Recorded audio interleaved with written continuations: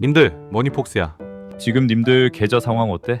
특히 안전자산이라 철석같이 믿고 금이랑 은에 몰빵했던 님들은 지금 잠도 안 오고 밥도 안 넘어갈 거야. 자고 일어났더니 금값이 하루 만에 10%가 빠지고 은값은 무려 27%라는, 이건 뭐 거의 잡코인 수준의 대폭락을 기록했거든. 이건 단순한 하락이 아니야. 시장의 판 자체가 통째로 뒤집히는 거대한 지각 변동이 시작된 거야. 오늘 내가 이 대폭락의 배우이자 설계자로 지목되는 케빈 워시라는 인물에 대해 머리부터 발끝까지 그가 먹는 아침 식사 메뉴를 빼고는 다 털어줄게. 이 영상은 한 번 보고 치울 게 아니라 투자의 바이블처럼 두고두고 돌려봐야 할 내용이니까 끝까지 집중해. 이거 제대로 이해 못하면 님들만 계속 돈 안 되는 곳에 머물러 있거나 다 떠난 잔치집에서 설거지만 하게 될 수도 있어. 먼저 이 역사적인 대폭락의 팩트부터 아주 차갑게 짚어보자. 2026년 1월 30일 금요일, 트럼프 대통령이 케빈 워시를 연준 의장으로 공식 지명하자마자 국제 금값은 온스당 5,000달러, 펀이 비웃기라도 하듯 무너지며 10% 가까이 수직 낙하했어. 은은 더 가관이야. 하루 만에 27%가 폭락했는데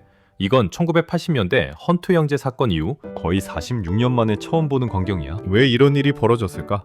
이유는 단 하나야. 시장이 케빈 워시라는 인물을 공포의 종결자로 봤기 때문이야. 그동안 금이랑 은이 올랐던 건 인플레이션이 안 잡힐 것 같고 누가 연준 수장이 될지 몰라 불안했기 때문이지. 즉 시장에 공포 프리미엄이 잔뜩 껴 있었던 거야. 그런데 워시처럼 시장 생리를 깨뚫고 있고 대각관과 코드가 완벽히 맞는 인물이 등판하니까 그 불안감이 안도감으로 바뀌면서 프리미엄이 한순간에 증발한 거지. 달러 가치가 급등하고 돈들이 다시 위험자산인 주식시장으로 미친 듯이 쏟아져 들어오기 시작한 거야. 그럼 케빈 워시가 도대체 어떤 인간이길래 전 세계 자산 시장이 발작을 일으키는지 파헤쳐보자. 그는 1970년 뉴욕 상류층 유대계 가문에서 태어나 스탠퍼드에서 공공정책을 공부하고 하버드 로스쿨을 졸업한 전형적인 천재 엘리트야. 35이라는 말도 안 되는 나이에 연준 역사상 최연소 이사가 됐을 때부터 이미 예견된 거물이었지. 모건 스탠리에서 인수합병 전문가로 일하면서 돈의 흐름을 뼛속까지 익혔고 부시 행정부 시절 백악관에서 경제정책을 조율하며 거시적인 안목까지 갖췄어. 2008년 금융위기 때는 벤 버냉키 연준 의장의 오른팔로 활약하며 시장 안정화를 이끈 실전 소방수였지. 지금은 세계적인 투자 거물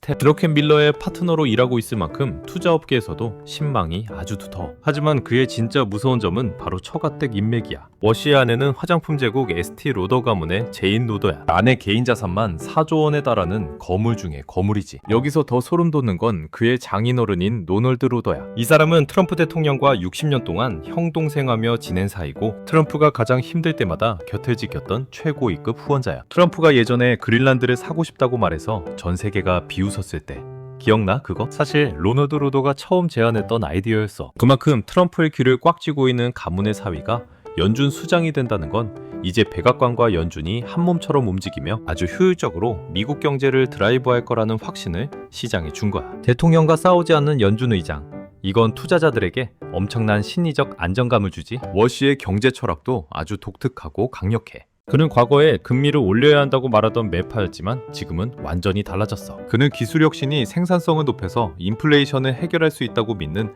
공급 측면의 경제학자야. 그의 논리는 아주 명쾌해. AI 같은 기술이 발전해서 기업들이 똑같은 비용으로 훨씬 많은 물건을 만들어내면 시장에 물건이 넘쳐나니까 가격이 안 오른다는 거야. 즉 기술이 물가를 잡는다는 거지. 물가가 안정되니까 연준은 굳이 금리를 높게 유지해서 경기를 죽일 필요가 없어. 오히려 금리를 과감하게 낮춰서 기업들이 AI 투자를 더 많이 하게 유도해야 경제가 더 잘 돌아간다는 주의야. 그래서 워시 체제에서는 우리가 상상하는 것보다 훨씬 더 빠르고 과감한 금리 인하가 나올 거야. 이건 기술주와 성장주들에게는 그야말로 황금기가 온다는 뜻이지. 거시경제적으로 봤을 때 우리가 주목해야 할 흐름은 크게 세 가지야. 첫 번째는 AI와 반도체 인프라 기반의 경제 재편이야. 워시는 AI를 인플레이션의 해결사로 보기 때문에 관련 산업에 대한 지원과 완화적인 환경이 조성될 거야. 데이터 센터나 전력망 구축 사업은 이제 단순한 기업의 투자가 아니라 국가의 사활이 걸린 인프라 사업이 될 거야. 두 번째는 금융 규제 완화야. 워시는 연준이 금융기관들의 팔다리를 묶어놨던 규제들을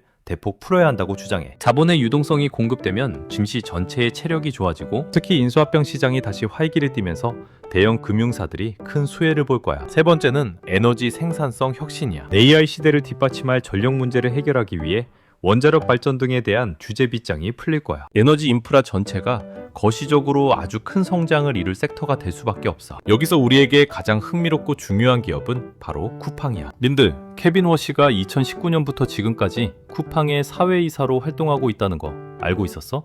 단순히 이름만 올린 게 아니라 지배구조 이연자까지 맡을 정도로 쿠팡의 핵심 전략에 깊숙이 관여하고 있어. 심지어 워시는 쿠팡 주식을 약 47만 주 넘게 보유하고 있는 주요 주주이기도 해. 세계 경제의 대통령이라 불리는 연준 의장이 쿠팡의 내부 사정과 비전을 누구보다 잘 아는 사람이라면 쿠팡은 미국 내에서 엄청난 정치적 자산을 얻게 되는 셈이지. 트럼프 정부가 한국에 관세를 압박하거나 통상 분쟁을 일으킬 때 쿠팡은 연준 의장 출신 이사가 있는 미국 상장사라는 지위를 활용해 오히려 위기를 기회로 바꿀 수 있는 독보적인 위치에 있어. 월가에서 쿠팡의 가치를 재평가하며 목표, 주가를 $40 이상으로 높여 잡는 이유도 이런 거대한 정치적 방어막 때문이야. 금과 은에 대해 고민하는 님들에게도 한마디 해줄. 지금 가격이 흔들린다고 해서 금과 은의 시대가 완전히 끝난 걸까?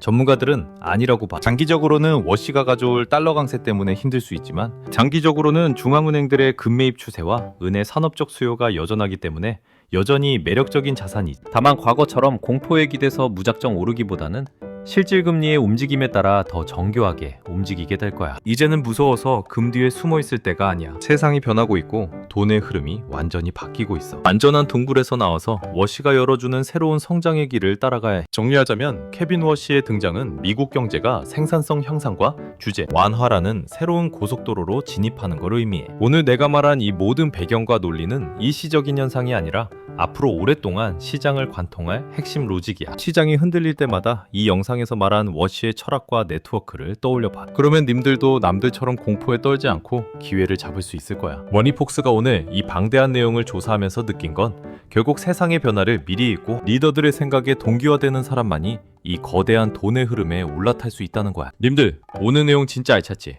내가 밤새도록 자료 찾고 팩트체크해서 님들한테만 알려주는 거니까 투자 전략 짤 때 꼭 참고해. 님들도 이제 과거의 데이터에만 매달리지 말고 워시가 그리는 새로운 큰 그림을 보면서 똑똑하게 투자하길 바랄게. 오늘 긴 시간 동안 함께 해줘서 정말 고맙고 님들이 시장에서 흔들리지 않고 승리할 수 있도록 머니폭스가 언제나 곁에서 팩트만 전달해줄게. 오늘 분석이 님들 계좌를 빨갛게 물들이는데 큰 도움이 되길 바랄게. 다들 성투하고 다음에 또 만나.